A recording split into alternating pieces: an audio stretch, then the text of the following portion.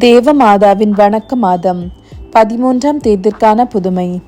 இவ்வுலகில் மனிதருக்கு ஏற்படும் தீமைகளில் பாவம் செய்ய நம்மை தூண்டிவிடும் பசாசின் தந்திரங்கள் அதிக தீமையாக இருப்பதால் பக்தி விசுவாசம் உள்ளவன் இவைகளுக்கு விசேஷமாய் பயப்படுவான். ஆனால் இவைகளுக்கு இடங்கொடாது தேவமாதாவினுடைய விசேஷ அடைக்கலத்தை தேடுகிறது மிகவும் உத்தமமான வழி. தமது சாந்த குணத்தினாலும் பொறுமையினாலும் மகா பேர் பெற்ற சலேசியோஸ் என்னும் புனித பிரான்சிஸ்கு இளைஞராக இருக்கும் பொழுது பாரிஸ் நகர் இயேசு சபை மடத்தில் படித்து கொண்டிருந்தார். அப்பொழுது சர்வேஸ்வரன் தம்மை கைவிட்டார் என்றும் தாம் மோட்சத்துக்கு சென்று கடவுளை காண மாட்டேன் என்றும் பசாசின் தந்திரத்தினால் எந்நேரமும் நினைத்து மிகவும் வாதைப்பட்டார். அவருடைய மனதில் ஞான இருள் சூழ்ந்து வரவே அவருடைய இருதயத்தில் அதிக கவலை தோன்ற அவர் உள்ளத்தில் கொடிய சந்தேகங்கள் உண்டாகி அவநம்பிக்கை என்ற பாவத்தில் விலகியிருந்தார்.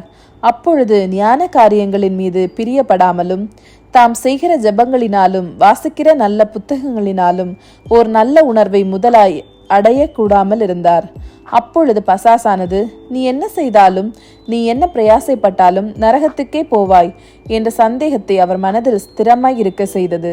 அவரோவென்றால் சர்வேஸ்வரனை நேசித்து அவரை மோட்சத்தில் நேரில் கண்டு என்றும் அவரிடத்தில் பாக்கியமுள்ளவனாக இருப்பேன் என்ற உறுதியான நம்பிக்கையோடு எப்போதும் இருந்தார். ஆனால் நரகத்தில் தள்ளப்பட்டால் எப்பொழுதும் சர்வேஸ்வரனை பகைக்க வேண்டுமே என்ற நினைவினால் அதிக கஸ்தியை அடைந்தார். இரவு பகலாக அழுது புலம்பி அபயமிட்டு சாப்பிடாமலும் சரியாக நித்திரை செய்யாமலும் இருந்தார். கொஞ்ச காலத்துக்குள் இந்த துன்பத்தினால் அவருக்கு கடின வியாதியுற்று மரண தருவாயில் இருந்தார். அவ்விடத்தில் இருந்த குருவானவர் அவர் அப்படி மெலிந்து போனதையும் அதிக வருத்தப்படுகிறதையும் கண்டு அதற்கு காரணம் என்று விசாரித்தாலும் பிரான்சிஸ்கு நான் நரகத்துக்கு நியமிக்கப்பட்டவனாய் இருக்கிறேன் என்ற நினைவை வெட்கத்தினால் சொல்ல முடியாது தவித்தார். அப்படி 1 மாதம் அளவாக இந்த கொடிய துன்பத்தை அனுபவித்துக் கொண்டிருந்தார்.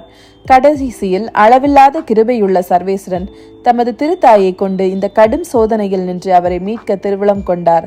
அது எவ்வாறெனில், அவர் முன்பு தேவமாதாவின் பரிசுத்த கன்னிகையை குறித்து வீரத்தனமாய் இருப்பேன் என ஓர் கோவிலில் தேவமாதாவின் பீடத்தண்டையில் வார்த்தைப்பாடு கொடுத்திருந்தார். மேற்சொல்லிய நினைவினால் கொடிய வருத்தப்படும் பொழுது தாம் முன் தேவமாதாவை நினைத்து வேண்டிக் கொள்ளும்படி உள்ளே நுழைந்தார். அக்கோவிலில் பிரவேசித்தவுடனே தேவமாதாவின் பீடத்தண்டையில் சாஷ்டாங்கமாக விழுந்து கண்ணீர் விட்டு அழுது அன்னையை நோக்கி, என் தாயே, என் பேரில் இரக்கமாயிரும். நான் என்றென்றும் நரகத்தில் தள்ளப்பட்டு சர்வேஸ்வரனை தூஷித்து பகைக்க நியமிக்கப்படுவதற்கு பாத்திரமுள்ளவனாய் இருக்கிறேன்.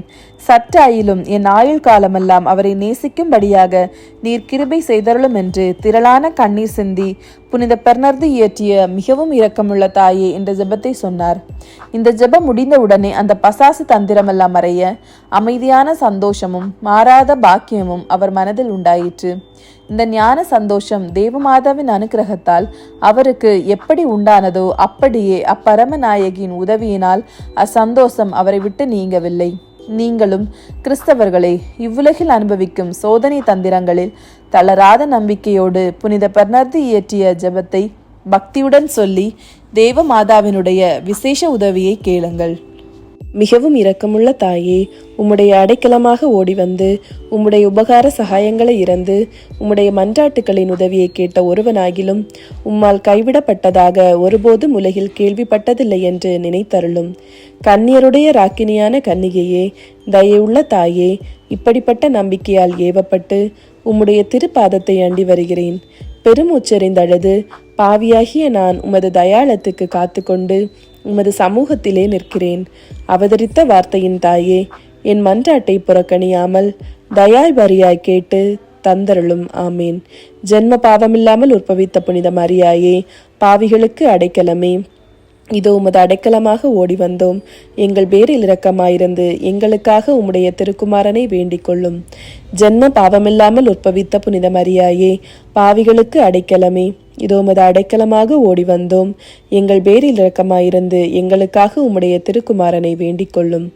ஜென்ம பாவமில்லாமல் உற்பவித்த புனித மரியாயே, பாவிகளுக்கு அடைக்கலமே, இதோ உமது அடைக்கலமாக ஓடி வந்தோம். எங்கள் பேரில் இரக்கமாயிருந்து எங்களுக்காக உம்முடைய திருக்குமாரனை வேண்டிக் கொள்ளும். விண்ணுலகில் இருக்கின்ற எங்கள் தந்தையே, உமது பெயர் தூயதென போற்ற பெறுக. உமது ஆட்சி வருக. உமது திருவுளம் விண்ணுலகில் நிறைவேறுவது போல மண்ணுலகிலும் நிறைவேறுக. எங்கள் அன்றாட உணவை இன்று எங்களுக்கு தாரும். எங்களுக்கு எதிராக குற்றம் செய்வோரை நாங்கள் மன்னிப்பது போல எங்கள் குற்றங்களையும் மன்னியும். எங்களை சோதனைக்கு உட்படுத்தாதையும், தீமையிலிருந்து எங்களை விடுவித்தருளும். அருள்மிக பெற்ற மரியே வாழ்க. ஆண்டவர் உம்முடனே, பெண்களுக்குள் ஆசீர் பெற்றவர் நீரே. உம்முடைய திருவயிற்றின் கனியாகிய இயேசுவும் ஆசீர் பெற்றவரே. புனித மரியே, இறைவனின் தாயே, பாவிகளாயிருக்கிற எங்களுக்காக இப்பொழுதும் எங்கள் இறப்பின் வேளையிலும் வேண்டிக் கொள்ளும். ஆமேன். தந்தை, மகன், தூய ஆவியின் பெயராலே ஆமேன்.